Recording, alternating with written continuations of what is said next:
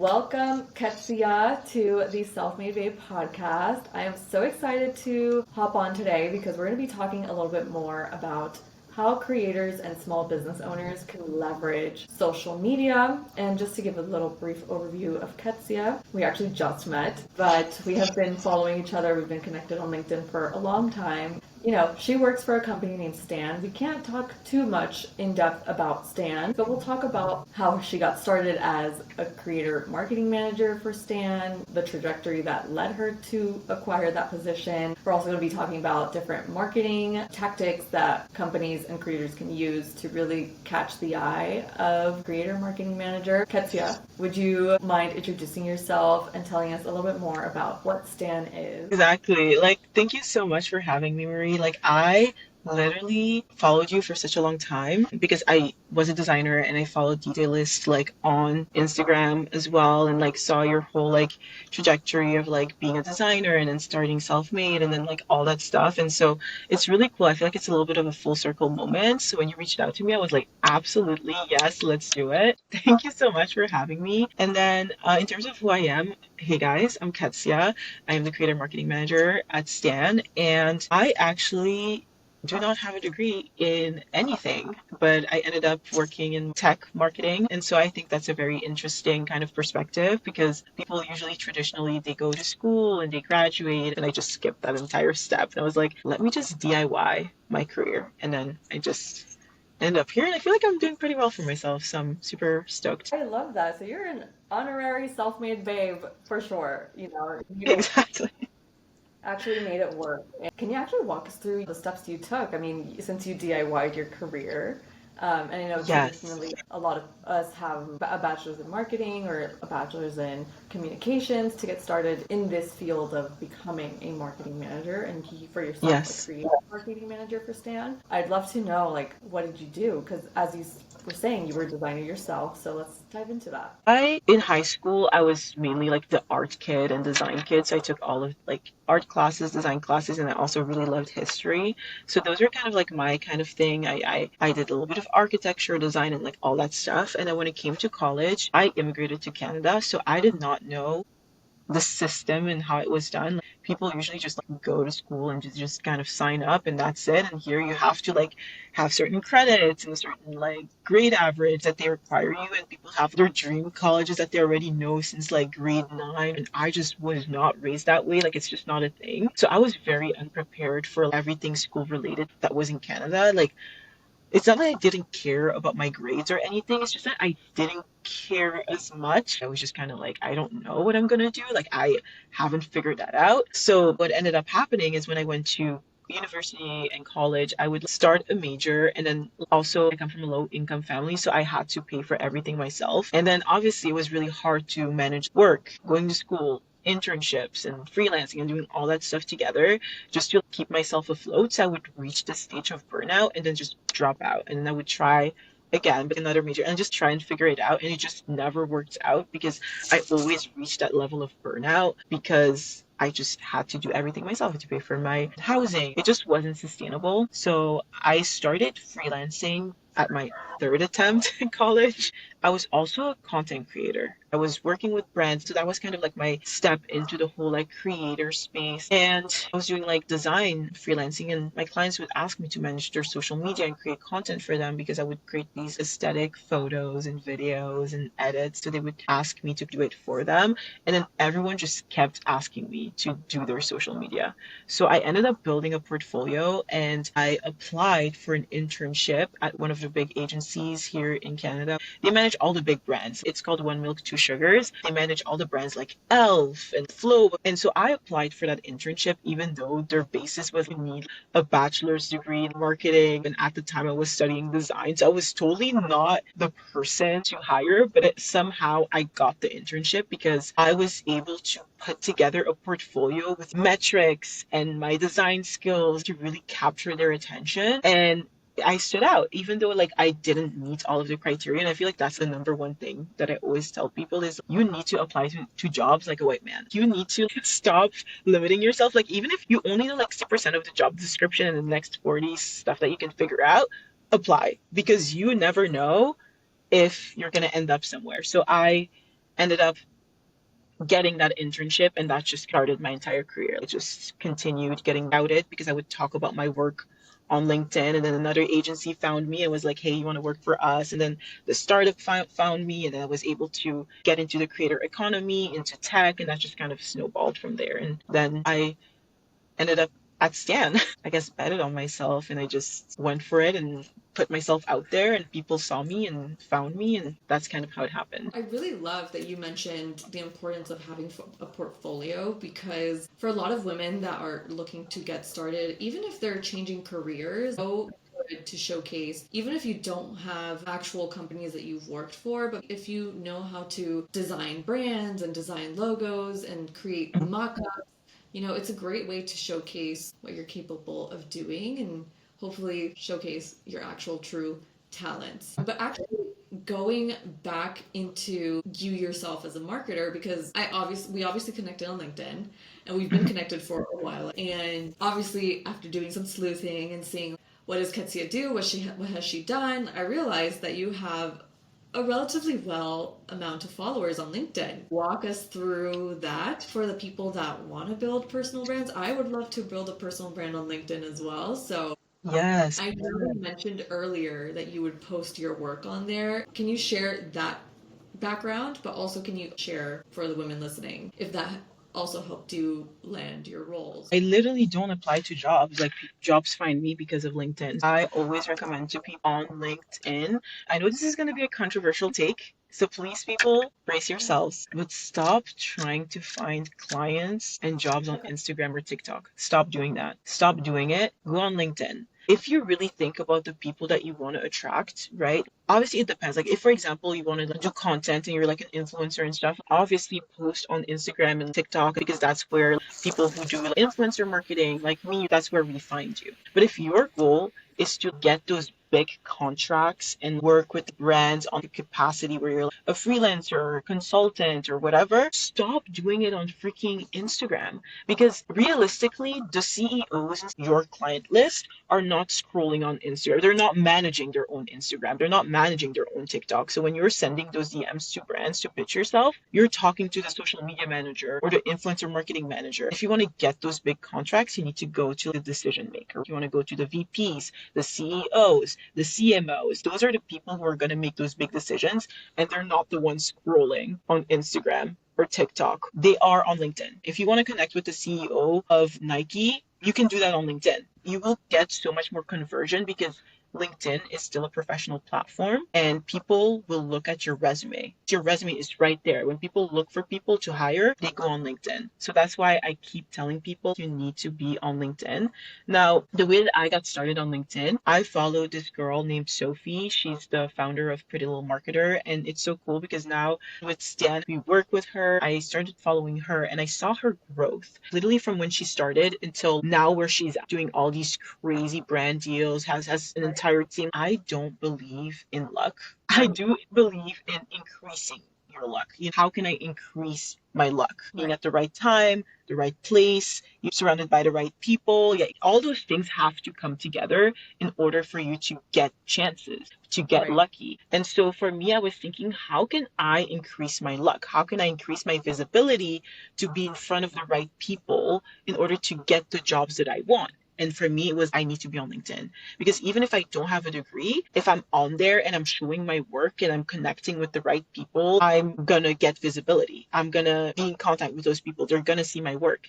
And so the first time that happened, I just had dropped out of college to pursue freelancing full time. And one of the clients that I did a job for, it was like creative direction for like photo shoot and a GC behind the scenes content. And I posted it on LinkedIn. At the time, I had less than 500 connections. And someone, head of social media from another agency, saw my post and offered me a job. And then a couple months later, I was managing the social media for 50 Cent's movie. I was somehow connected with someone that she was connected with that liked my post, and she ended up offering me a job. And that has consistently happened. And that's why I keep telling people be on LinkedIn, be visible, share your work. Even if you don't have work, share your opinions. If you see a campaign and you don't like the campaign, explain why you don't like the campaign and how you would make it better. If you're seeing something and you really love it, share that too. Be like, I love this campaign because of XYZ and it hits XYZ points and targets and it's so aligned because this and that. Share your opinions. That's something that you learn at design school. People want to know the way that you think. I share my journey as someone who's in marketing, doesn't have a degree, is an immigrant, and navigating all these spaces. And I think that's how I was able to accumulate that many people. I love that. I really love that you shared and honed in on like the power of LinkedIn. Do you think social media has changed within your industry over the past 5 years? Yes, it's funny because I've done influencer marketing since the very beginning of my career, but I've never had the title of it until now. And I felt like I had to fight for it. It was a journey to like get that title. It has changed over the past 5 years. One of the main changes that I've noticed is before people would follow people just for vibes. If you were pretty and you had an aesthetic, you'd get 1 million followers or 100,000. You didn't have to do much to have an audience. You could just be pretty, have an aesthetic, buy the latest triangle bikini or whatever was in at the time, be like a star, right? Now it's more complicated because you're seeing those creators that didn't have a personality drop Mhm. off. Because now people don't follow people just because they want to see them flex. They follow people because they're contributing something to their life, whether it's entertainment, escapism, inspiration, education. As a creator, you need to provide value to your audience. You can Right. be that aesthetic Amazon influencer if you find like dupes for like famous brands and like that's valuable to me because I want to save a coin. Like I'll follow you, but that will be kind of a transactional relationship. But at least Right. that's some kind of value. But you can't just like post aesthetic things and then have nothing to contribute to Right. people's lives. You have Nora Smith, for example, like she creates content and for people it's like entertaining. What's the next thing she's gonna make from scratch? Am I gonna make freaking Coke from scratch? Absolutely not. But I find it entertaining to look at someone who's making these things from scratch. Another thing that has changed is that in order for influencers or creators to make money, they can't just make money from brand deals, but they can also make money from their expertise. Let's take beauty as an example. Let's say you're a you know, beauty influence, but you also happen to be a dermatologist or an esthetician, leverage that because now you're not just a beauty influencer like the 50,000 or million others that we have. You're an esthetician who might specialize in something specific, like textured skin and like dark spots. Not only are you helping your audience, but now brands can hire you as a consultant to launch products or as an expert to like, give their product more credibility. Right. And that's a whole other stream of income. If you're a chemist, like don't quit your beauty chemist job. Just Please integrate that into your don't. content, which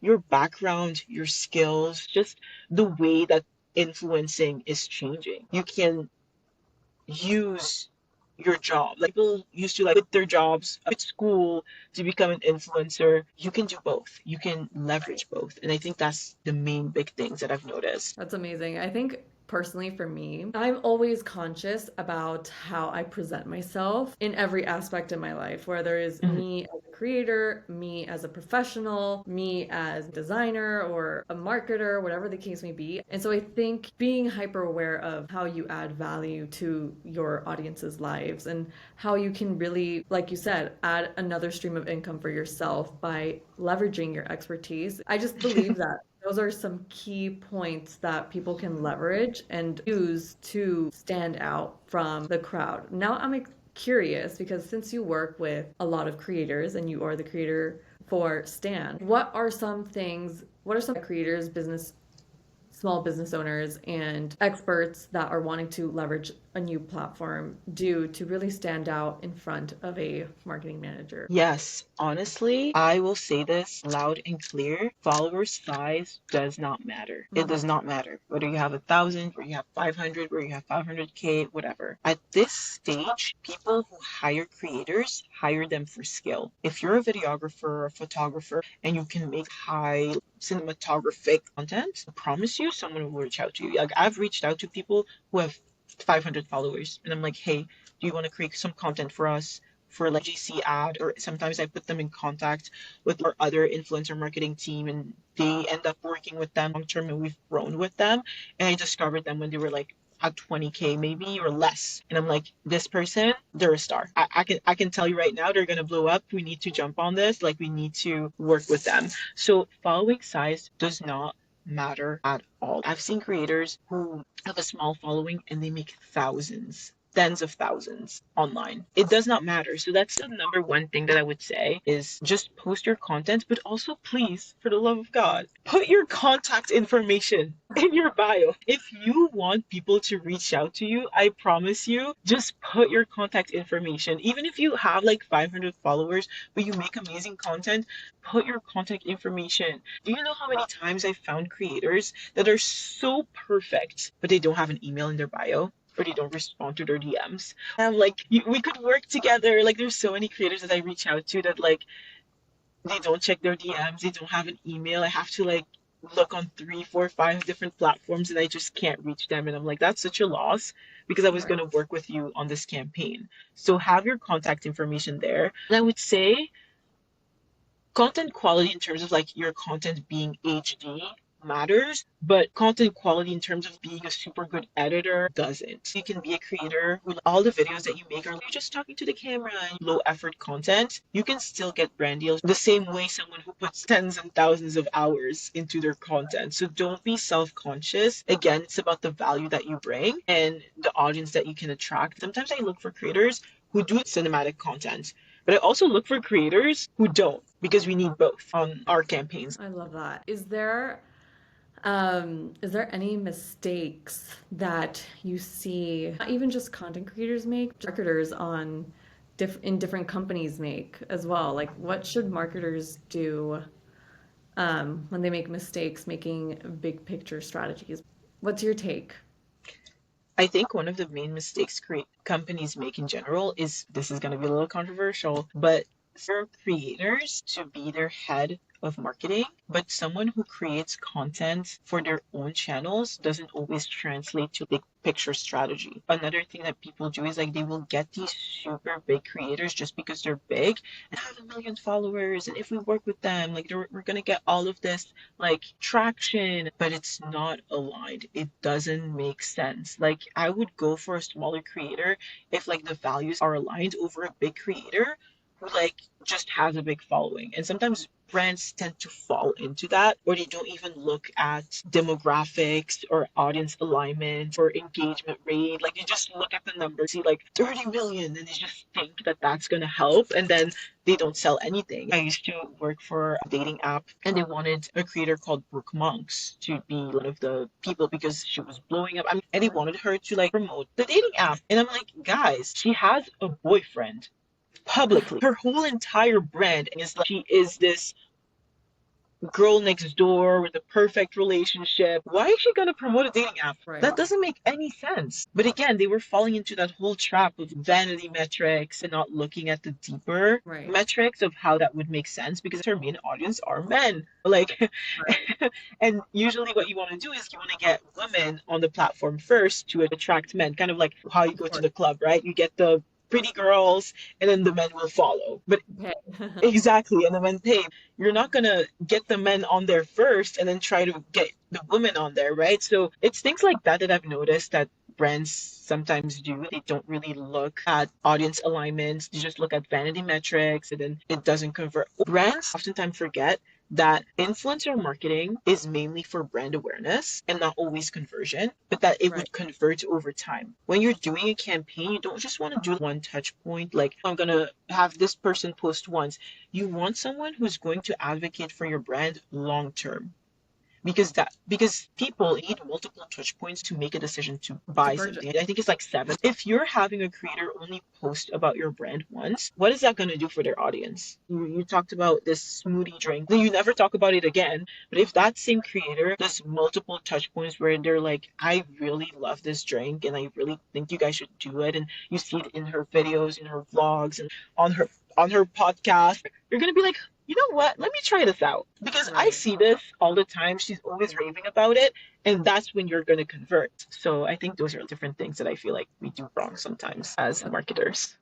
That's amazing. I love that. I love that point of view. Going back to when you mentioned there are 7 touch points that consumers need to go through to be able to make a decision whether they want to purchase or not. I'm curious, like, how do you keep up with what's new in marketing? How do you stay in the loop within marketing? How do you learn new concepts, new ideas? What's your way of grasping onto new trends? What I do is one, I subscribe to newsletters. I think that's like the most important thing. I am subscribed to In Case You Miss It by Leah Haberman. Like there's so many different, also Nikki Roden. Oh my God, his podcast, the way that he breaks things down, I love it. But there's so many different touch points and newsletters and stuff that I subscribe to. I'm also a consumer of the internet. And I feel like sometimes people underestimate the power of being a consumer. I feel like marketers too, sometimes we forget that we're a consumer too. If you know that you would hate this ad, if you saw it on your feed, why would you post it?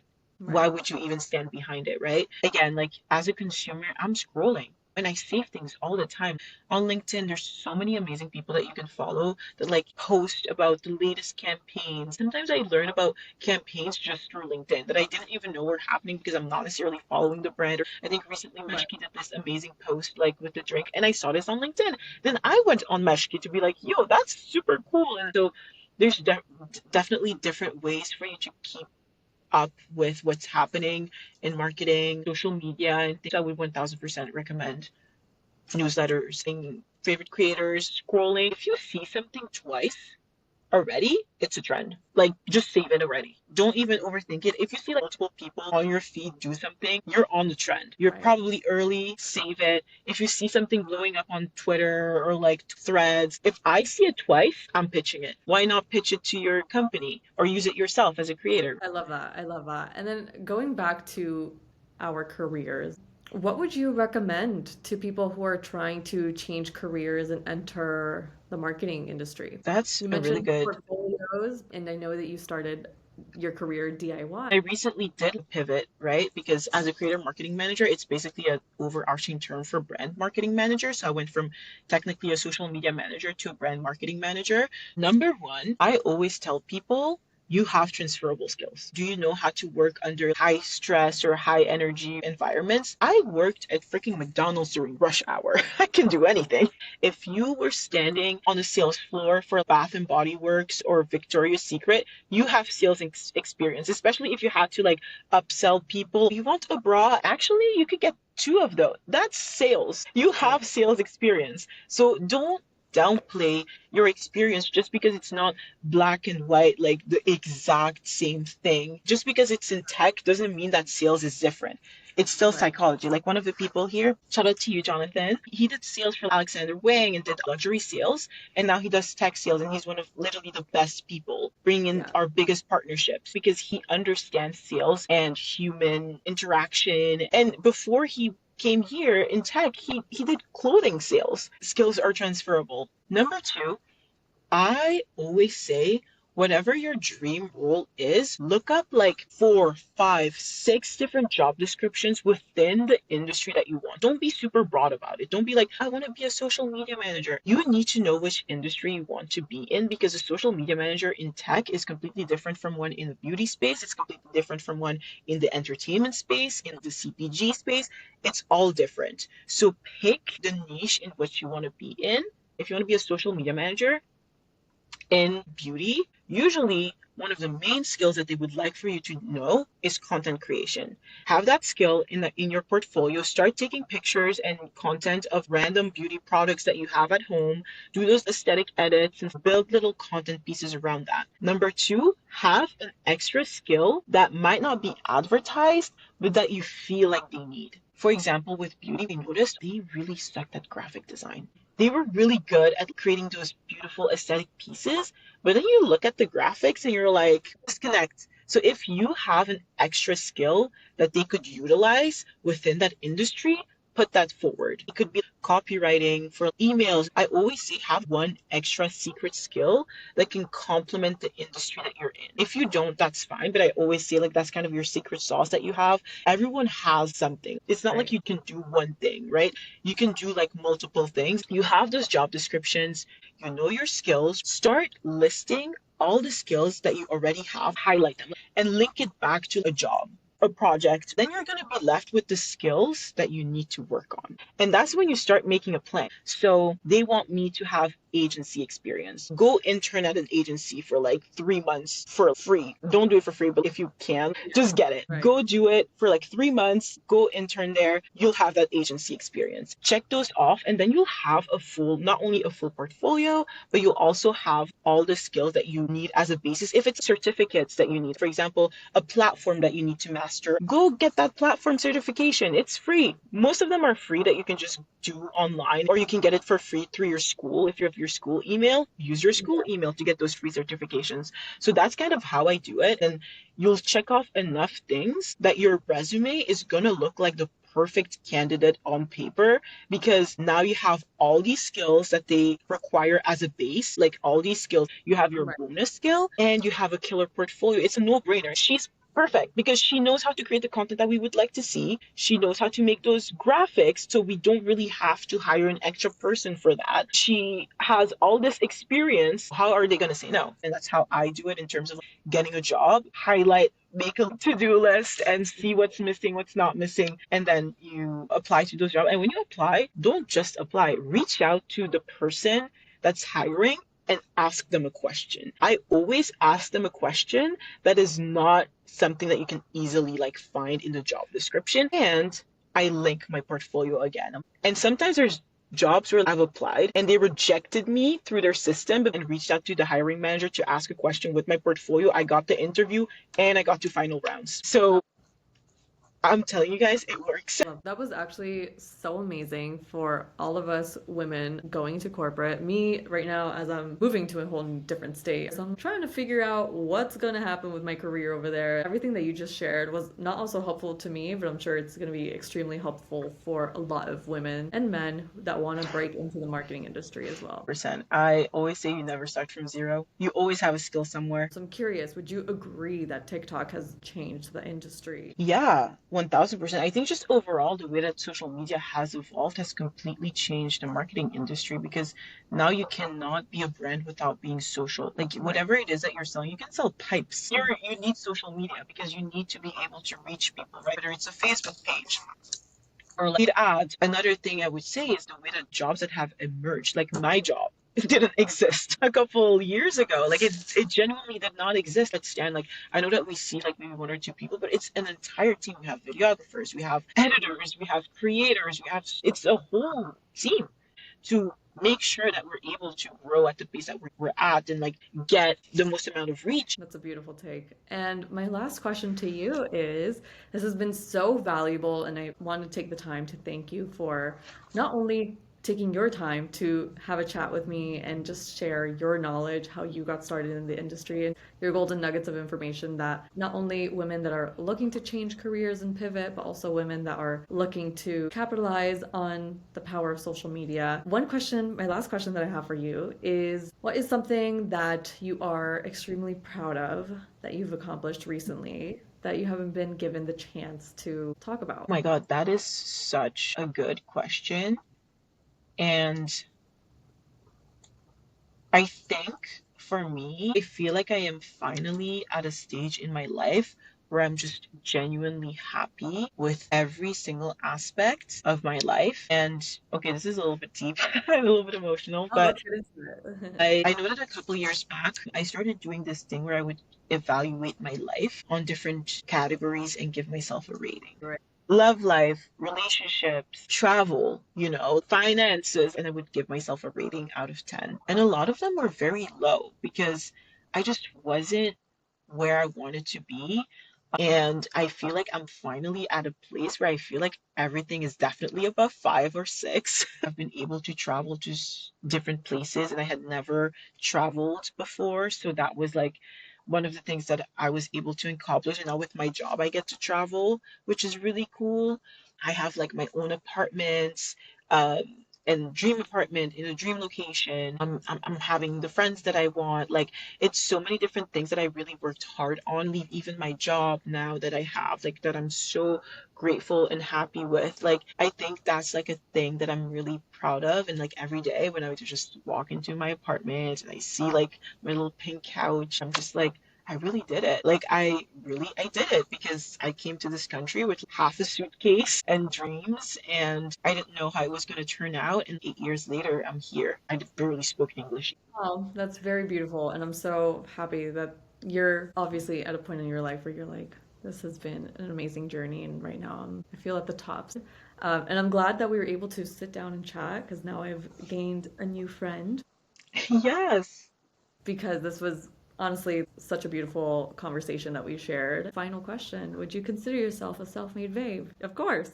100%. I am a self-made babe. 100%. I love that. I love that. That is beautiful. Your journey is one to be truly marked as self-made. So that's beautiful. I Thank you. thank you so much again for your time, Qetsiyah. It was so amazing talking about marketing with you. Where can people find you on LinkedIn, Instagram, TikTok? Please let us know. Yes, thank you so much. It was so nice being on here. And in terms of where you can follow me, all of my socials, like on LinkedIn, it's Qetsiyah Jacobson.